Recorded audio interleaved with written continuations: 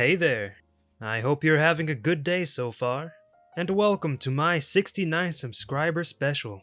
I'm kinda really late with this one, but that aside, I figured I'd make a super special hour-long special for my 69 subscriber special, so you can sit back and relax while you listen to my soothing voice tell tales of revenge from r/ProRevenge. And if you have any ideas for any other subscriber specials, I'd like to hear them down in the comments. But for now, let's get started. I froze my psycho neighbor out of her apartment. In college, my two friends and I decided to find a place together off campus. We found a beautiful 3-bedroom house with surprisingly affordable rent. The basement of the house was listed as a separate apartment, but as it had a separate entrance and the indoor stairwell had been blocked off, we weren't worried, and the thermostat was upstairs. Then the demon neighbor moved in. From upstairs we could hear everything. This adult woman would call her mother and scream at her to pay for her cell phone bills and give her grocery money, aka Taco Bell and cheap tequila. She would scream at whatever guy she was sleeping with to bring her meth, and one day she brought home 3 puppies to scream at too. We were terrified of this woman, and the noise was hell. Also, we'd been idiotic enough to sign a lease stating we were responsible for all utilities, period. Meaning we were now financing her gas, water, and electric. But with only 2 months left on the lease, we thought we could just write it out. But then she started smoking. Constantly. According to the landlord, she'd quit for good when she'd signed the lease, but for good only lasted 2 days. Since it was winter, the heat was running nearly 24/7, and the smoke was wafting up from the vents. Our apartment and all our belongings began to reek with smoke. We contacted the landlord because we'd signed for a bloody non-smoking apartment. He told us we lived in a state where you could technically call an apartment non-smoking even if it shared ventilation with a smoking apartment. Fudge you, leasing laws. At this point, my 2 roommates were heading out for a 2-week vacation. They were online students while I was residential, leaving me alone in the apartment with the demon smoker in the basement. I couldn't sleep or eat because my idiotic stomach decided to react to all the secondhand smoke by aching and cramping constantly. After 3 days, I was a little insane. I made a plan. I checked the forecast. Lows in the 20s all week. I borrowed a friend's ultra-insulated sleeping bag. I bought one of those ski masks with the holes for your eyes and mouth. I got out my stocking cap, my silk long underwear, my woolen socks, and my down parka. I bought tea, hot cocoa, and ramen, and prepared to live off a diet of hot liquids. And I turned off the fucking heat. Day 1. She's screaming at her mother for forcing her to move into this frozen poop hole of an apartment. Day 2. She's screaming at her boyfriend, meth dealer, because he won't let her move in with him. Day 3. She's screaming at the landlord about how she's fudging freezing. Day 4. The landlord is at my door. I greet him in full ski mask, parka, stocking cap array, looking like I'm heading out to rob Santa Claus at the North Pole. He asks me if I don't find it a little chilly in the house. I reply I'd found all the cigarette smoke a little warm. Day 5. She's screaming about the bunnies upstairs to anyone who will listen, and I'm sitting upstairs clutching my car keys and my pepper spray with 911 typed into my phone. She finally decides she's fudging leaving and moving in with Greg, even though he just got out for stabbing Travis, and he lives in that fudging creepy house in the woods with all those booty hole biting dogs. Day 6. She's gone. I silently bless Greg. Moral of the story? There's a bloody reason the rent seems too good to be true. P.S. For those wondering, I did have a friend who worked plumbing stop by to give me some advice about how low I could go before I burst the water pipes to heck and back. And yeah, there's the loophole. If you want to kick out a tenant who's paying for their own utilities, you can't cut them off. But nothing says you can't cut off your own utilities that you pay for. Also, don't quote me on that, that could be different in your area. Cheat on me and no one goes on vacation. My ex and I used to go to a Cancun resort every year with a bunch of our mutual friends. I found out my ex was cheating on me when I accidentally got a flight confirmation email that he booked tickets for himself and the other girl. It was rough. Tried to have a civil breakup, but he refused to pay me for the Cancun vacation that I had already prepaid. I tried to get my money back, but he refused. After our breakup, it took me several weeks to find a new place to live and move my things out of his house. On the last trip to the house, I asked him one last time for the money, and he again refused. So I, accidentally, packed his current passport in my last box of things and left my expired passport in its place. Since he has already booked the tickets, he apparently didn't check the passport until he was at the airport and was denied the international flight because he didn't have a current passport. I never did get my money, but I did get immense satisfaction that he didn't get to go on vacation. Wow. Short and sweet, as well as pretty big brain. I'll add these 2 comments that I enjoy too. Mail his passport back to him once it has expired. Include a note, "Hey, funny thing, I think I got our passports mixed up when I left. Here you go." Mail it from Cancun though. Me and Karen, a love story. Just kidding. Karen is a total bunny, but buckle up because here's my novel. My husband and I are in our late 30s and child-free. Some people on child-free said I should post here too, so enjoy the saga. My husband and I had been saving up for almost a decade to move to a tropical paradise. About 2 years ago, we bit the bullet and moved to our dream location. Housing here is super expensive, like Hawaii prices, so all we could afford was half of a duplex. It is beautiful and on the water with places for our boat. Unfortunately, Karen, Billy Bob, the boyfriend, and her 3 gremlins live in the other unit. There's an edit from OP that I'll add right here, just for further clarification. So basically at this point, OP has bought her side of the duplex, but Karen is still renting hers. Setup. There is some period of time we just went for a week here and there, but we live here full time now. The entire duplex was owned by an older gentleman who rented out both sides. The sides do not match at all. One side is a 5-bedroom, 3-bath, the other side of the duplex is a 2-bedroom, 1-bath. We bought the 5-bedroom. On our side of the property, we have 90% of the backyard, a gazebo, and dockage, about 150 foot since it is on a corner. The other side has a small backyard, patio, and maybe 15 foot of dockage. The rental leases say the renters are entitled to their specific backyards, but there were no fences or anything, so all the renters shared the entire backyard. After we bought the house, Karen immediately tried to throw her weight around that they expected to continue with that privilege. I told her if she asked politely, we would try to accommodate her. She thought this meant she could use our backyard whenever she wanted. Party incident. One day my husband and I are enjoying some drinks outside when a delivery truck shows to set up a giant blow-up thing in our backyard. I asked Karen what the fudge she thought she was doing, and she said it was her kid's birthday. Then she had the gall to say it was a family and friends only event, so we had to stay inside our house. Not wanting to be a total booty hole and ruin some little girl's birthday, I told Karen after this she had no access to our backyard, period. Karen shrugged and kept setting up for the party.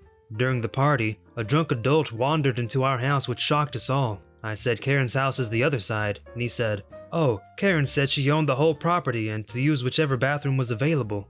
I directed him to Karen's bathroom, and soon after she came storming into our house, screaming about how dare we make her look bad to her friends and how selfish we are. We couldn't even spare one bathroom. She said we didn't deserve all this space with just us. I told Karen to get the heck out of my house or I will be calling the cops. She finally left and the party wrapped up shortly after. Backyard remodel. After the party incident, we decided we needed to clearly define the backyard and build a fence. While we were spending the money, we decided to update the patio, put in a fire pit and an outdoor kitchen. While the contractor was on site, nosy Karen had to come investigate. Since the fence would be the last thing built, I was vague and just stuck to telling her about the patio update. You could see her face light up because of course, in her mind, what's ours is hers. When the workers started on the fence, Karen came screaming for the work to stop. I went outside and told the workers to keep working and told Karen to butt out. Of course, in true Karen fashion, she called the cops. What happened next was hilarity on my part after explaining to the cop that we were building a fence on our property and the landlord, of which Karen was not, knew about it. When the cop gave Karen a stern lecture, I thought her head was going to explode. She went back into her house and slammed the sliding door so hard it sounded like something cracked. We got our fence and I thought that would be the end. But of course not. The boat incident. One day, Billy Bob entered the picture and he was as much a terrible neighbor as Karen. He would throw cigarette butts and empty beer cans over our fence for disrespecting his woman. I didn't know Paradise had trailer trash, but Billy Bob is the epitome of the stereotype. Billy Bob has a boat, a 30-foot fishing boat to be precise. Of course, that side of the duplex only has 15 feet of dockage. Since we have so much dockage and only one boat, we rent out the other dockage spots as month to month. People come and go, so if we don't receive rent from them by the end of the month and the boat disappears, we think nothing of it. We had a renter who tied up their boat on the property line, but Billy Bob wanted to park his boat and needed that space. Karen and Billy Bob posed as us. We were out of town, told the renters to be gone at the end of the month, and then parked Billy Bob's boat on the dockage. I only found out about it weeks later because the renter left a nasty review on the rental site we use. They said we were rude and went back on the verbal agreement to let them stay for 3 more months. I was like, what the fudge is all this? After a phone call, I quickly put 2 and 2 together. I called the cops who told Karen and Billy Bob they need to move their boat or it would be towed. The equivalent of it anyway. Karen and Billy Bob started screaming the boat is fully on their property. It isn't.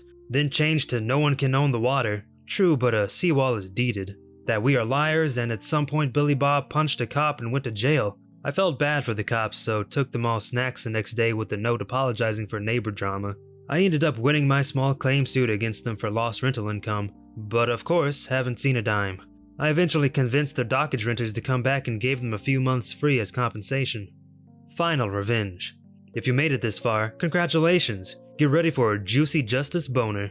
So with the collapsing market, we were trying to figure out what to do with our savings when a perfect opportunity opened up. The landlord who owned both properties was in desperate need of some cash and was tired of managing the property from 2,000 miles away, because of course Karen is a Karen, and called him weekly for every little thing. His only stipulation was we let the poor single mom who has been his renter for 8 years finish her lease, which is up in July. Since we just have money we were trying to reinvest, and because we now get to control our neighbors, heck yeah, we jumped on that. Since we didn't need a realtor or mortgage, and an inspection had been done just a year ago for the old landlord to refinance, everything closed in just under 2 weeks. Karen was aware of a change of ownership. We registered the property under an LLC, but didn't know who until 8 days ago. I went over to Karen's house and knocked on the door. Karen answered with a "What the fudge do you want, cookie?"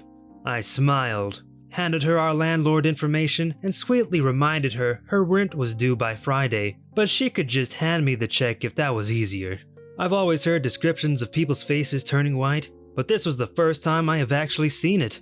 I told Karen that we are honoring her lease until the end of July, but afterwards she had better make plans to move, because we needed to remodel it before the next tenants moved in. Bye, bitch. Imagine this going the other way. A Karen who happens to be rich goes into a store and gets mad at the cashier, who's done nothing wrong. But this Karen doesn't ask to see the manager. She asks for the owner and buys the store and then fires the cashier. That would be the day I truly lose hope in humanity. Slumlord lost his business over $300 security deposit. I rented a little house from a man who owned a painting business. The power was off when we came to see the property, but he assured us everything worked, even put it in the contract. The place was dirty and poorly maintained, so we negotiated the security deposit down to $300. Turned out the heat and air didn't work, along with the refrigerator and dishwasher. I asked him to have someone look at them. He cursed me up and down. He called and left threatening voicemails. He would show up unannounced and let himself in. On one of the visits, I showed him that the crawl space was flooded and was a breeding ground for thousands if not millions of cockroaches and mosquitoes that would come up through the floor vents. There was absolutely no ductwork, even though he claimed the heat and air worked fine. He accused me of causing the flood myself, even though I showed him the source was a pipe that had rusted through. He refused to address any problems and said, if you don't like it, then you can move. You can't pay for a bargain and expect to live in the Ritz. This man was a terrible man in general. Once he hired someone off Craigslist to cut down a tree in the rental property's yard. The man worked literally all day for the agreed $150, cut up and hauled off the tree. He came back that evening, just standing in the yard. I asked him if I could help him.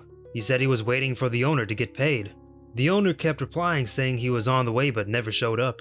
Our neighbor told us he had punched the previous renter in the face and refused to pay him for a day's work for his company. He had bragged about renting to illegal immigrants and not having to do anything because they wouldn't sue.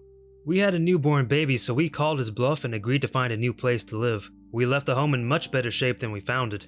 He said he would mail us the security deposit, but never did.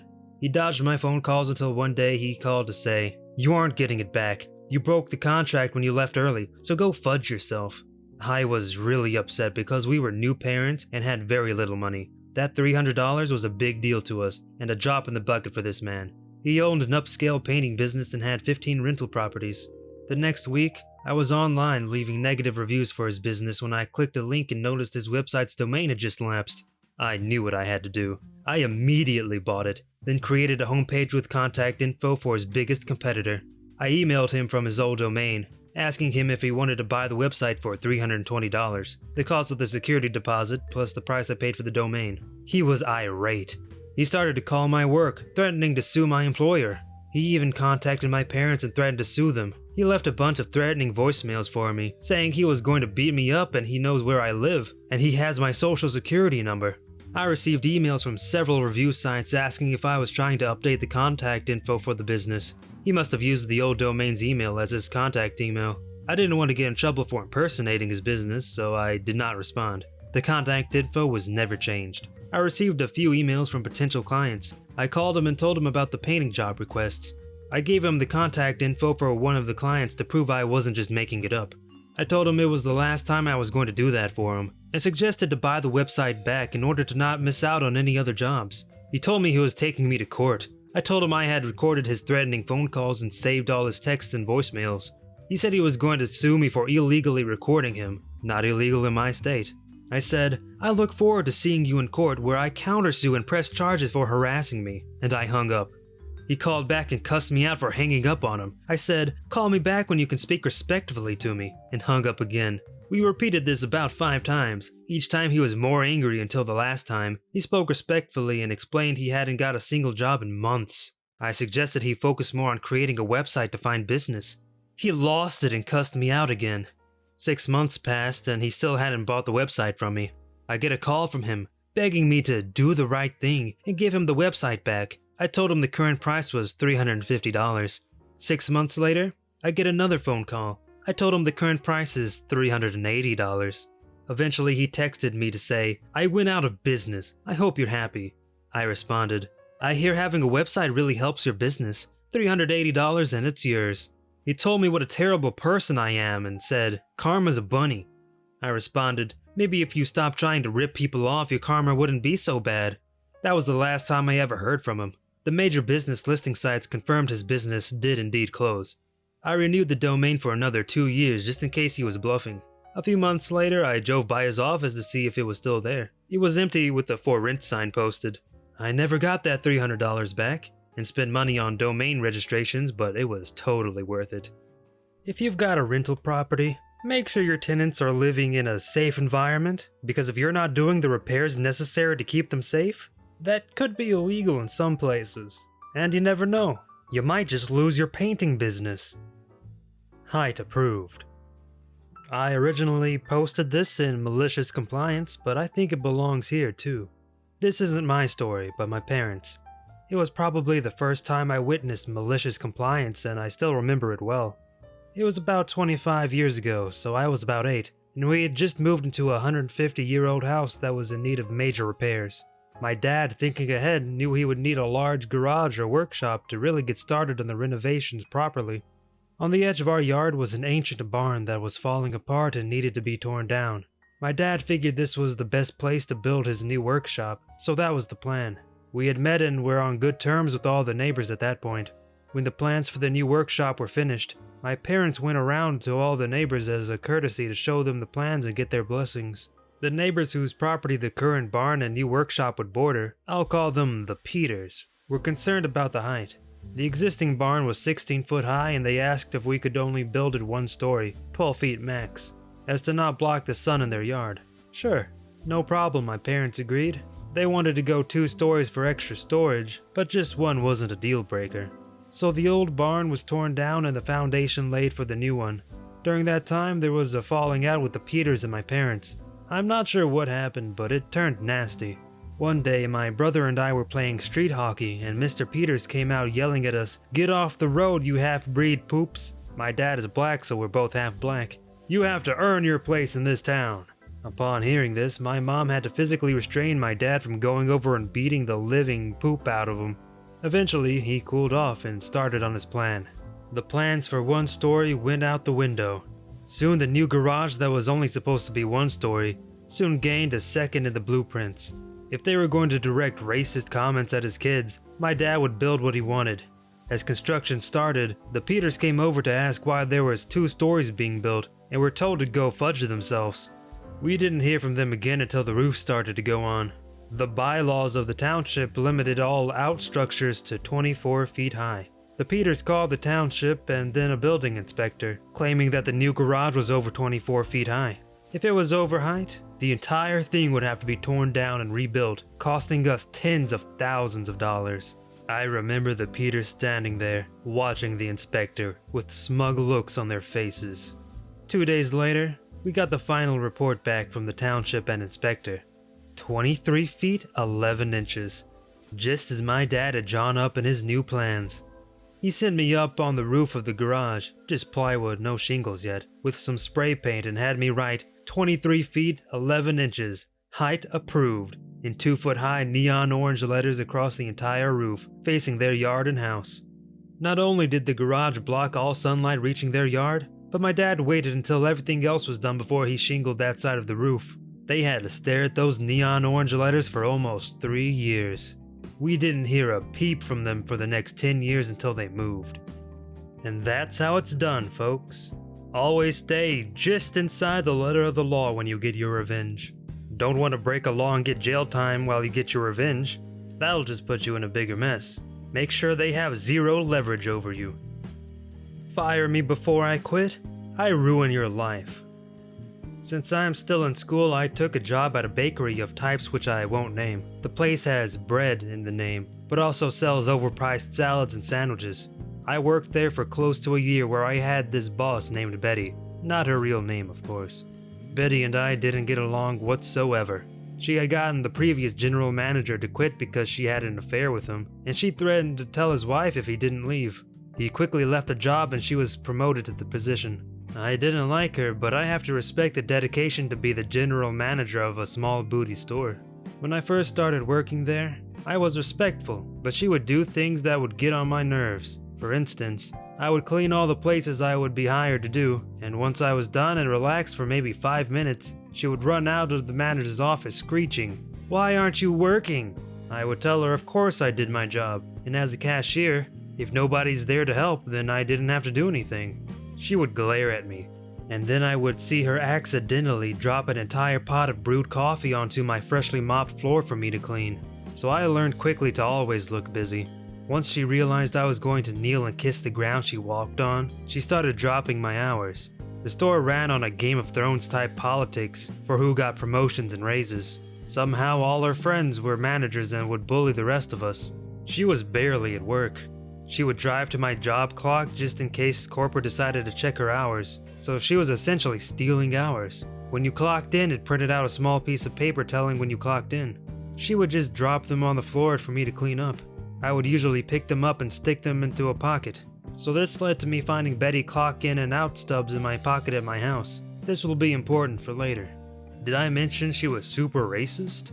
She was white and the most of the staff were my fellow high school peers who were all mostly people of color. One day at work she walked out and told us, "When you're on the clock, I own you." When we all reacted to look at her, she backpedaled and was like, "I didn't mean it like that." This will be important for later. So after a while I got sick of practically begging for hours, so I went to my current job, but decided I merely wanted to drop my hours, which were already barely a day a week. But suddenly, when I got my new job, she scheduled me every single day of an entire week. She never did that, even when we were on semi-good terms. So I obviously told her I had a new job and couldn't do this. After that, I went home and called my friend who was still working there to tell him I was going to quit tomorrow. He has a bad habit of putting his phone on speaker when he's cleaning at work, so Betty overheard this, obviously. The next day I walk in and go through the respectful motions of saying, "Thank you for the opportunity," and blah blah blah. Betty let me get through the entire speech before she said, "Oh yeah, I was meaning to tell you, you're fired."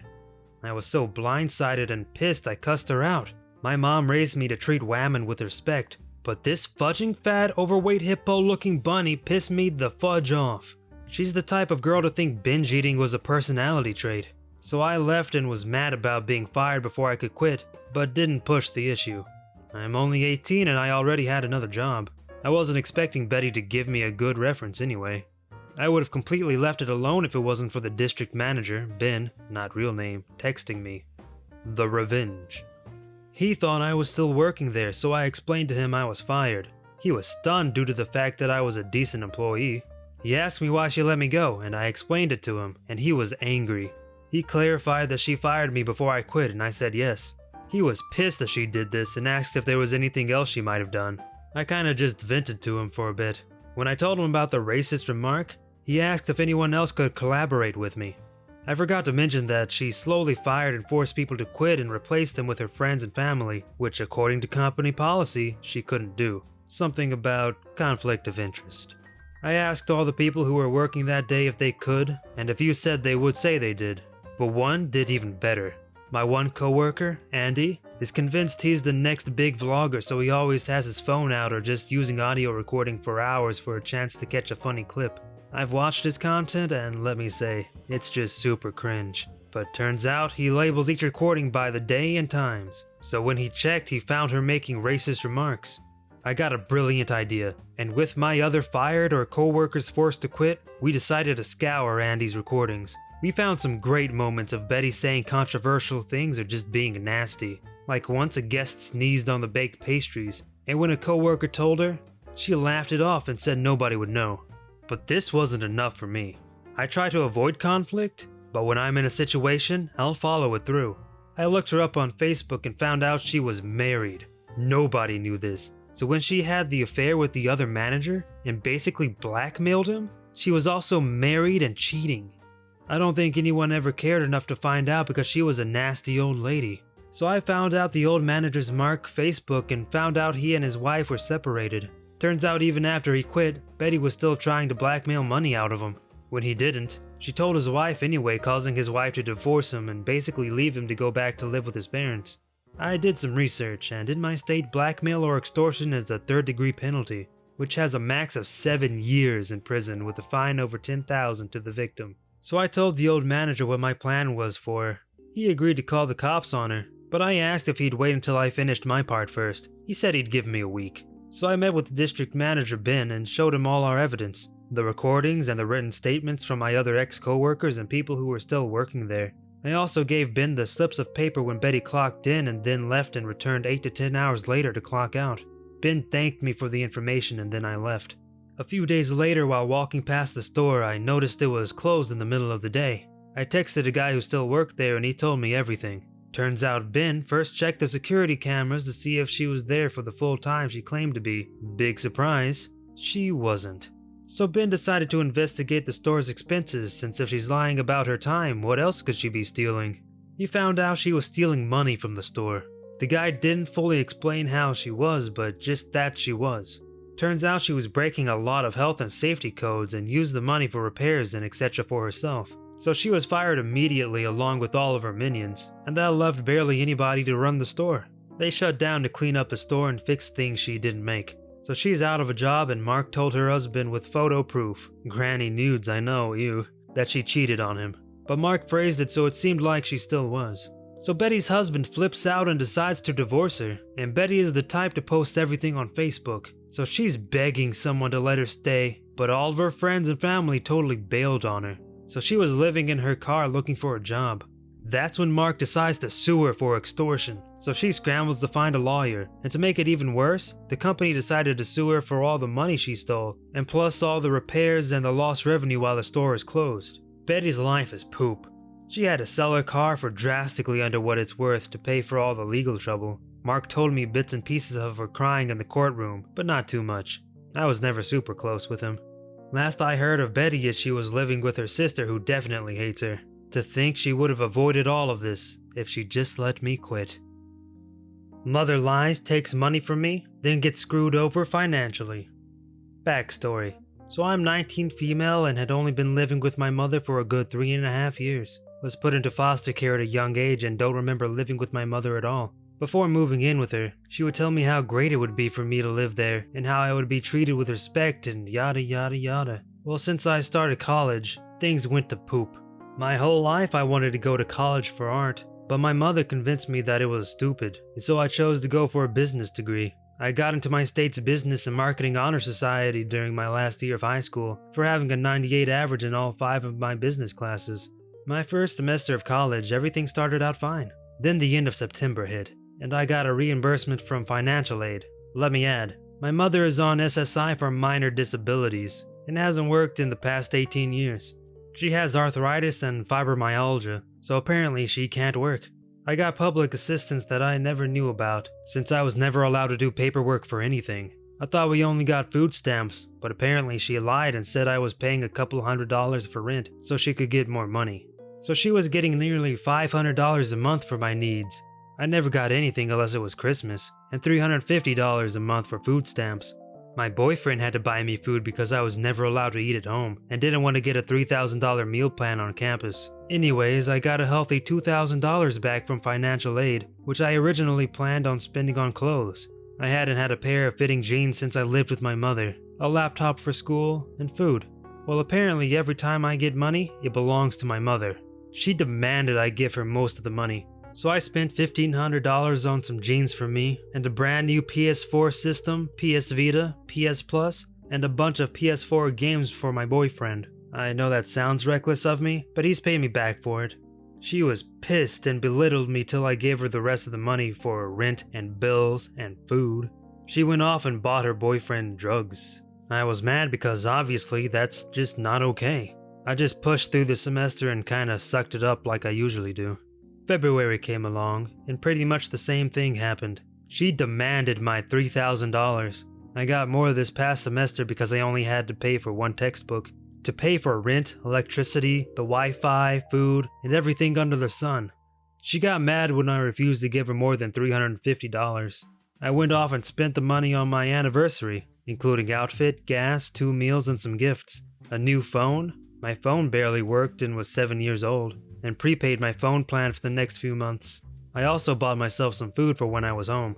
She was irate. How dare I spend money on my boyfriend and not the woman who birthed me? I tried staying away from home as much as possible, driving around with my boyfriend for the most part, but every time I came home, I would get yelled at. Well, March was when poop hit the fan. I needed my Medicaid card. They put cash assistance on that card for convenience, and birth certificate for a program that helps people get jobs in the area, and she wasn't having it. Apparently saying I needed them was being rude and disrespectful. I ignored her for the most part and kept insisting that I needed them right away because I had to leave. She gave them to me after half an hour of me telling her I needed to leave and just started yelling at me. So I left for a few hours, and I got a call from my caseworker asking when I would turn in timesheets. I had to get a signature from each teacher stating I was in class to keep my insurance benefits and the food stamps. I didn't know about the cash assistance, and she told me I could lose the cash assistance if I didn't. I asked her what she was talking about, and she told me I got approximately $500 a month to pay for rent and other things I needed. I informed her that I never knew about that, and she was very upset that my mother was using the money on God knows what. She told me to change the pin on the card and to not let my mother touch it. So I changed the pin on my card, went home, and my room was torn up. My clothes were everywhere. My old laptop was missing. My Christmas gifts from my boyfriend were gone. I was very upset.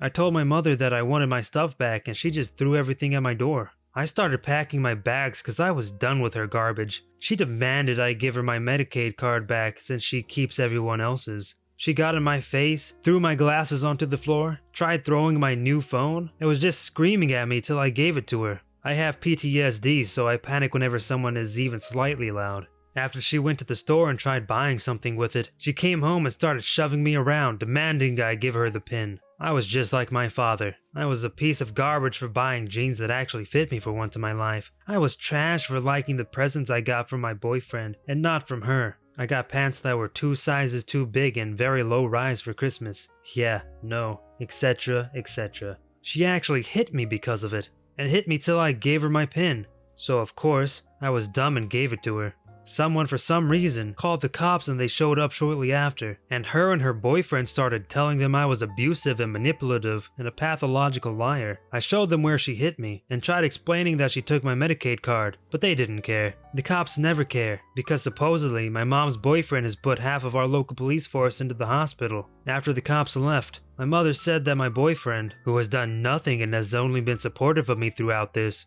was a pedo bear. I'm a year older than him, and that he was not allowed to enter the house again. Then she said I had a new curfew of 6 p.m.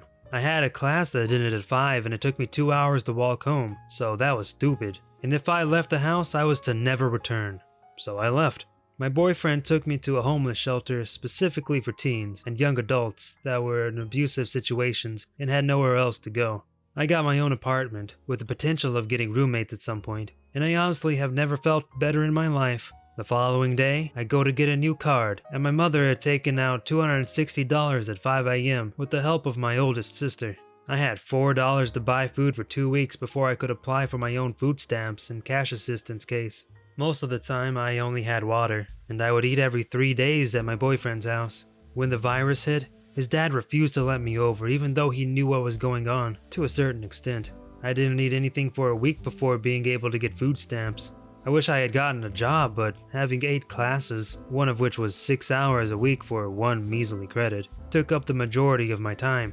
The college suggested I withdraw to focus on my mental health. I was afraid of leaving my new place because I didn't want to be attacked by my family or my mom's boyfriend's drug addict friends. I went from seeing my therapist for half an hour every other week to seeing her for an hour every week. She suggested that I cut contact with my mother permanently, even though it meant losing a good $3,000 worth of stuff I bought myself over the past 12 years. I got paid to babysit and take care of the farm while in foster care. I was so upset about losing all 40 of my stuffed animals. They really meant a lot to me, and they kinda were the only things there that helped me calm down from a panic attack. I know it sounds immature, but I've had most of them since I was about 8 years old. Then something popped in my head while I was applying for my own food stamps and cash assistance case.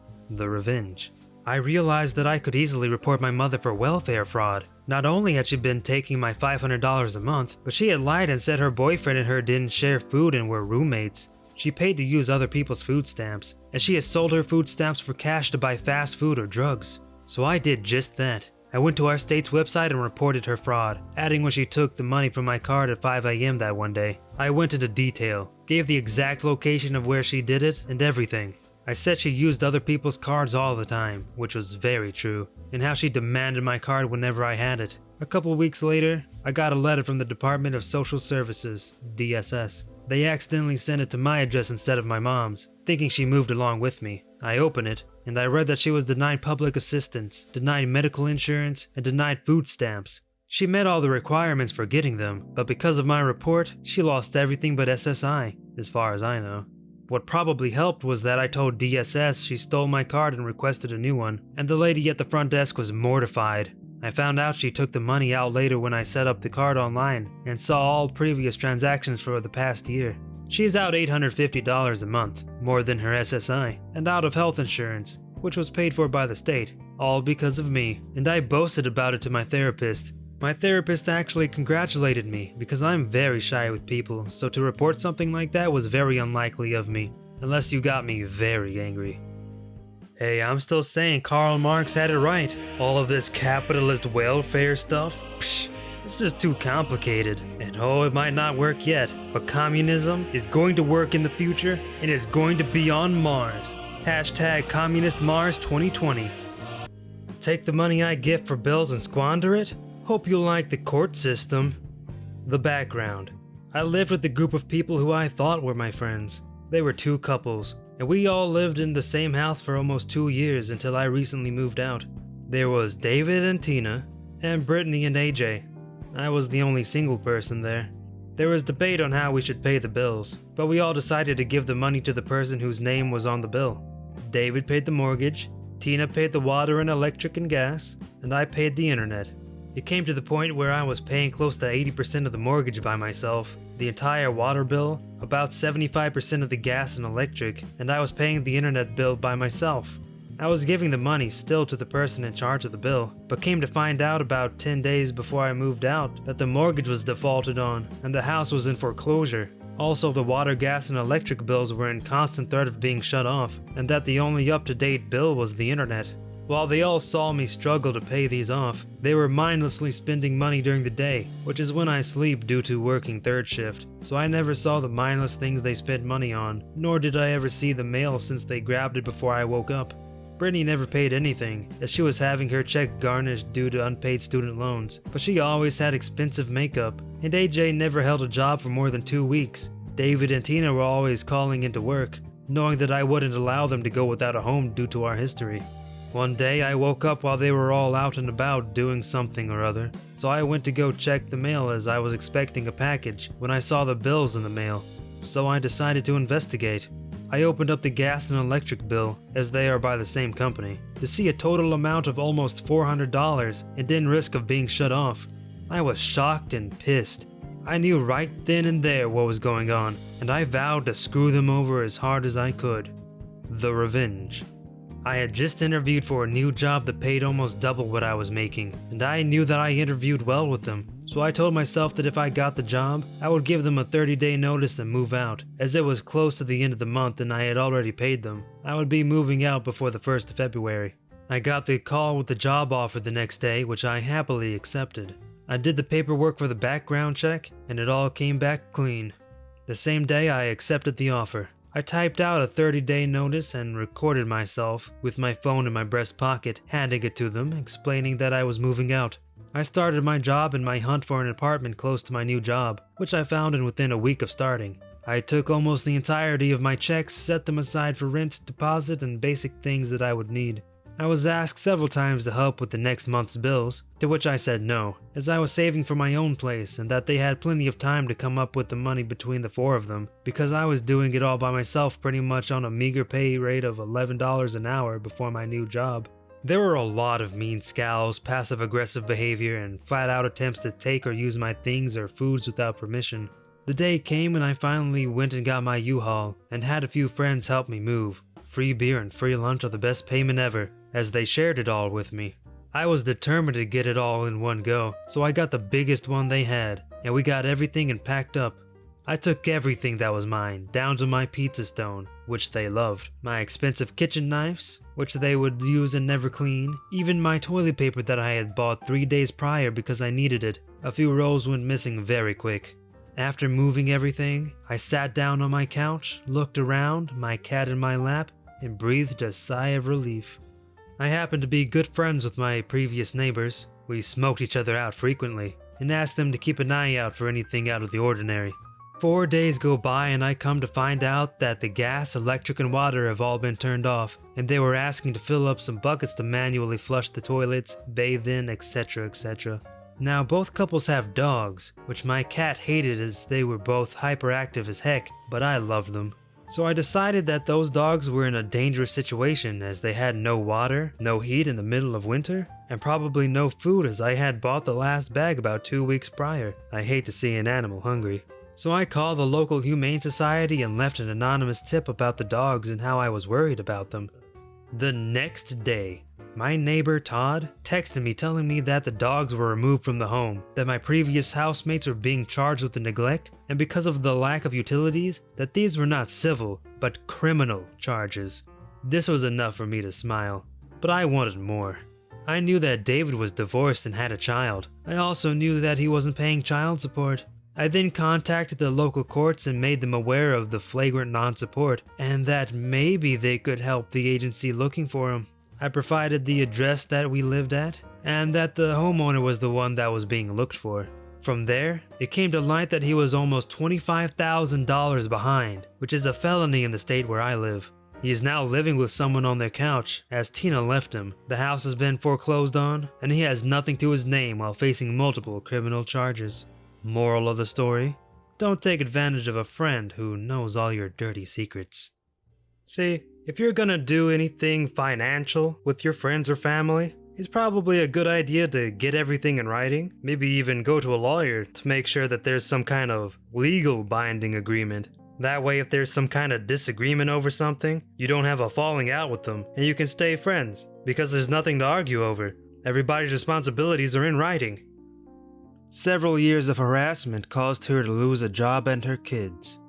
This is my first post ever, so apologies if it's not up to standards. Long-time lurker on this site, so I figured I might as well tell my story. Here's some backstory for you.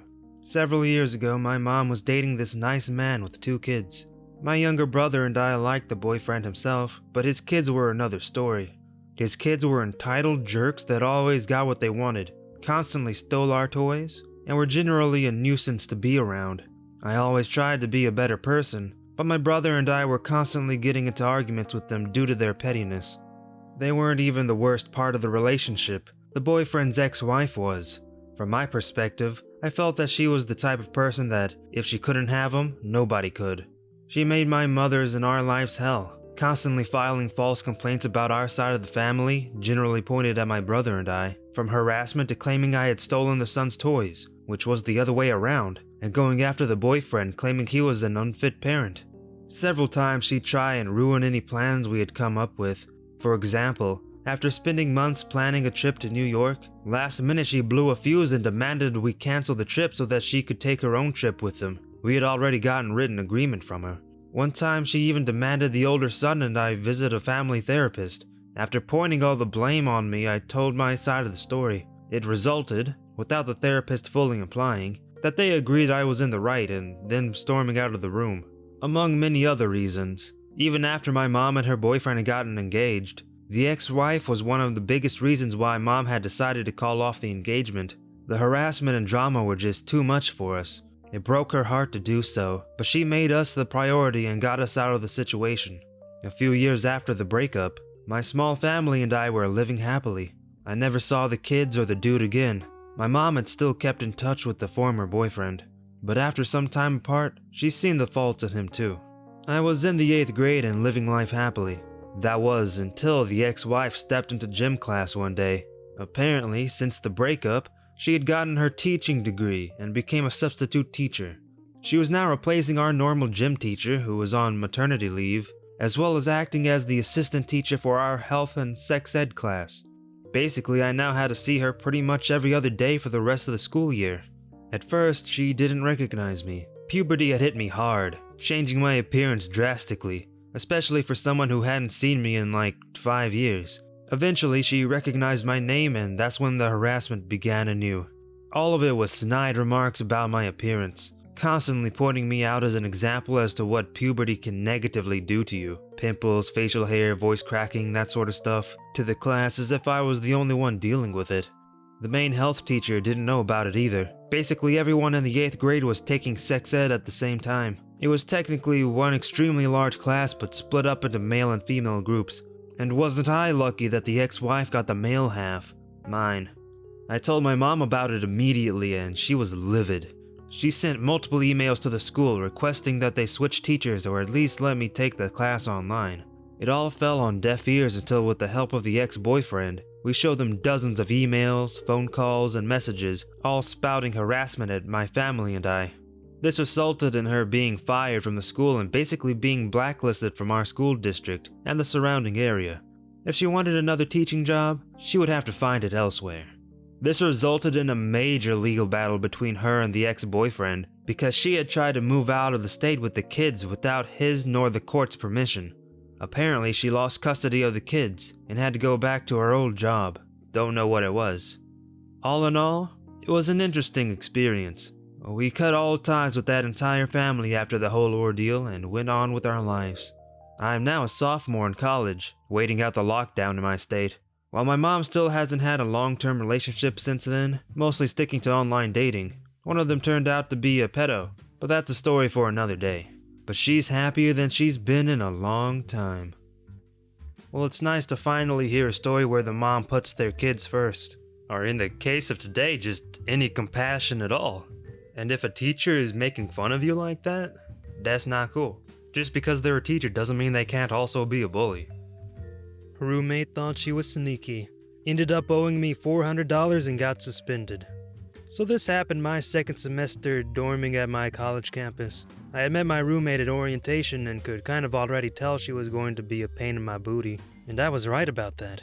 I had planned on moving rooms to be closer to some friends the next semester, but let me get to the story that led to my revenge.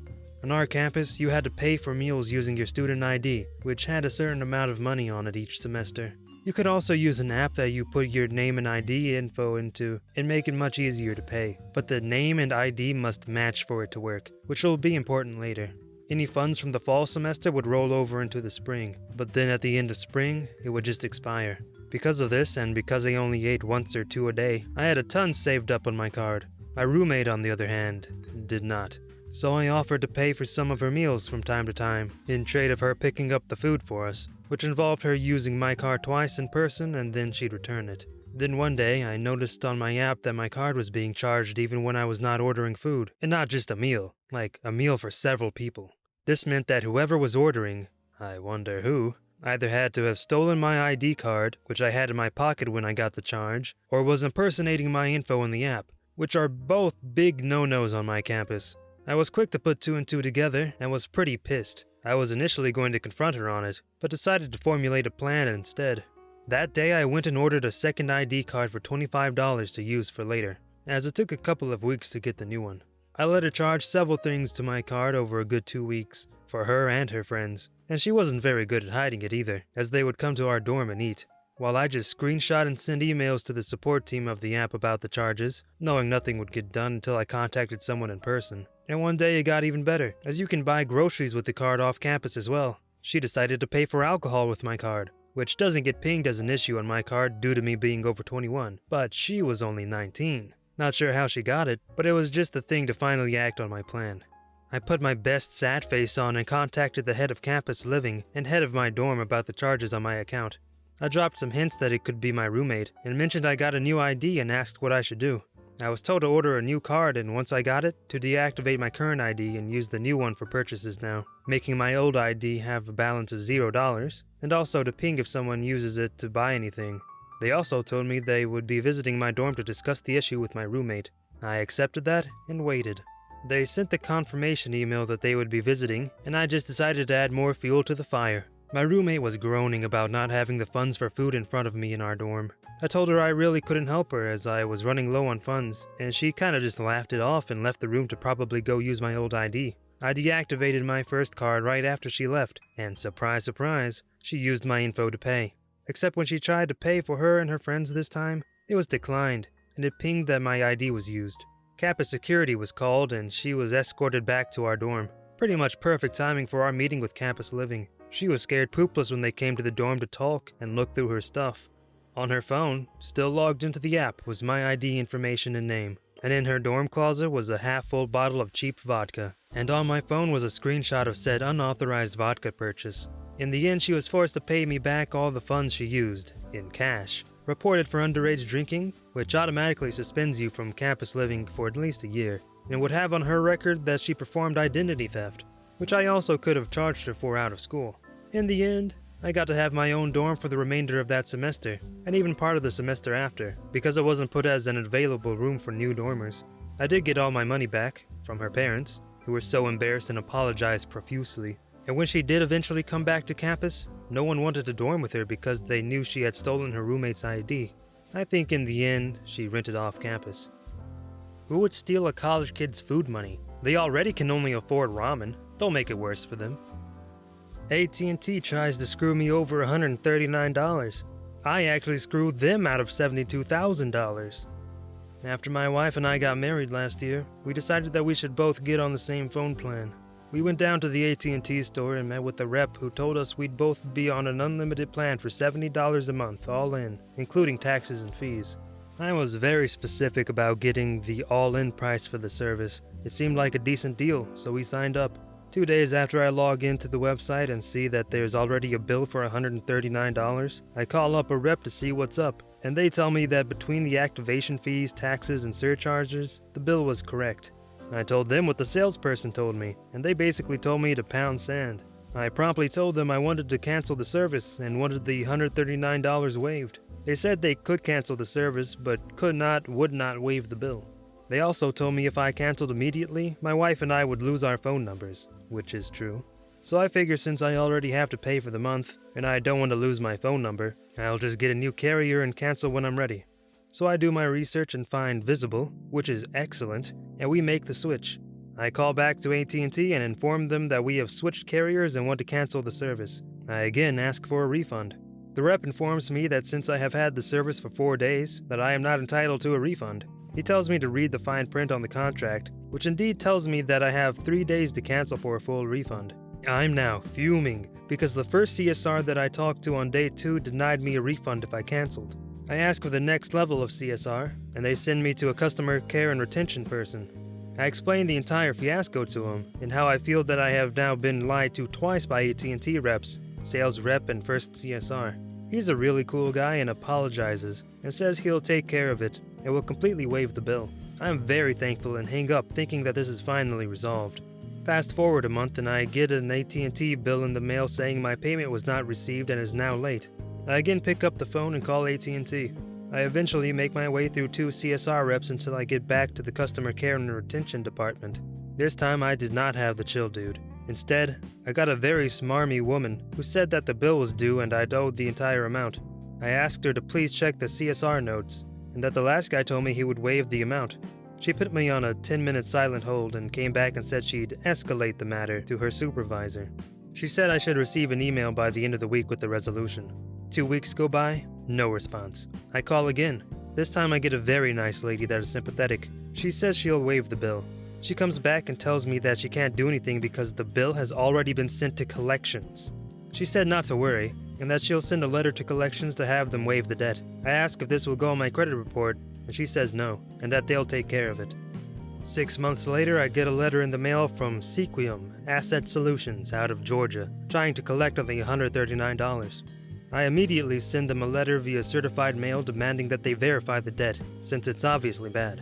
I hear nothing for 2 months, and then I get an alert that I have a negative mark on my credit. I go in, and sure enough, Sequium has indicated that the amount is in collections. I immediately write letters to all 3 bureaus requesting that they remove the remark. A month goes by, and every single one of the bureaus removes the mark. Thank God. Another 3 months go by, and then I get a letter from Sunrise Credit Services in New York, again trying to collect on the debt. This is truly unbelievable, because it appears that Sequium couldn't verify it, so instead of apologizing and waiving the debt, they just sold it off to another collection agency. I send another certified letter to Sunrise demanding verification. I get nothing in reply. So far, they've not attempted to put a mark on my credit. That's where this part of the story ends. Who knows what will happen next? I could file a lawsuit, but the filing fee alone would be more than the amount owed. Here's the thing, I'm not cash-strapped. I'm blessed enough that I could easily pay the $139 without making a dent in my budget. I've lost 5 times that amount in hours spent on the phone and writing letters, but I am determined to go to the mat with AT&T on principle alone. This brings us to the revenge stage. You see, in addition to my day job as an attorney, I am an elected city councilman in my town, and when I was going over our monthly expenses, I noticed that we were paying AT&T close to $6,000 a month for our phones, internet, and TV services. We're a fairly small town, so it was pretty obvious that we were being bent over by these clowns, and that we could save a ton of money by switching. I started working with our city manager and IT director on finding other solutions. We discovered that by switching to various carriers and providers, that we could save half. I never would have looked that closely into our telecom expense had AT&T not jerked me around. 2 weeks ago, the resolution to switch was put on our meeting agenda, and the council voted to pass it. We decided to completely cut ties with AT&T. Our city is saving a ton of money, getting better service, and with the money we saved from switching, we were able to hire another part-time animal shelter employee, which we desperately needed. I highly doubt our city would have considered switching if I didn't make such a stink about it. AT&T will end up losing hundreds of thousands over the coming years because of this. I hope it was all worth it, AT&T. I don't really have that much experience with AT&T. I have T-Mobile for my phone, and they've been pretty nice about everything. Besides any upselling, that is. But pretty much everyone does that. Redneck thinks it's funny to yank out mailboxes. My dad makes him pay. Disclaimer, this happened a long time ago, but still makes me giggle to this day. So way back in the day, mid-90s or so, my family lived in a log cabin on 10 acres of land in a rural area 10 minutes or so out of town. It wasn't totally the sticks, but you could definitely hear banjo music in the background sometimes. At the end of our nearly quarter-mile-long driveway was one of those roads that was also technically a state highway. In the AM, I'd trudge down to wait for the bus. When I got home, I'd grab the mail and carry it back. Until one Monday morning when I went out and noticed the mailbox was gone. On closer inspection, it looked like it had just been ripped out of the ground. Dad was obviously not pleased. He went to talk with the county sheriff who happened to live a mile down the road. Turns out, it had been happening up and down the road for months. Someone was tossing a chain over mailboxes and yanking them out with their vehicle. He suspected a guy down the road with his great big lifted 4-wheel drive truck, but couldn't prove anything. Usually happened on Saturday and Sunday nights with people finding out in the morning. Also seems the nicer the mailbox, the bigger a target, and many had been hit multiple times. People had tried digging deeper, using more durable wood, etc. The guy just took it as a challenge and ripped them out again. Soft, sandy ground, and his truck was a monster. Well, Dad said, challenge fudging accepted. A bit about my father. He's a steel worker with an engineering background and graduate degree, built like a bear with forearms the size of my freaking legs. Most people looking at him would never think this monster of a man is also brilliant, but he is. The calm, cool type that almost never loses his temper. But wrong him, and God help you. So Dad goes to Lowe's and buys the fanciest, prettiest mailbox they sell. He then proceeds to install it on top of an 8-foot long cylinder of 3-inch diameter hardened tool steel. But he wasn't done there. After digging down with post holers and dropping it in, he then filled it in with quickset concrete. To really sell it, he then used some strips of 1/2-inch wood to cover the steel core of his now indestructible mailbox of doom, primed and painted them so it looked like a standard 4-inch post, and even had my mom decorate it with flowers and such. He wanted it to be as tempting of a target as possible. Didn't even take a week. I went out for school in the morning and found the mailbox right where it should be. Attached to it was 30 feet of chain and an entire hitch assembly, ripped right off the truck's frame, sheared the bolts. It was marvelous to behold. Sheriff gets called over, dies laughing when he sees it. He went to the house of the guy that was suspected and, sure enough, verified the damage to his truck matched. Fun fact, fudging with the mailbox is a federal crime, as in you go to federal prison, not those cushy state places. Dad was unofficially rewarded by the sheriff's department with a few cases of beer and some venison, and after that, every deputy in town would flash him a thumbs up whenever they saw him.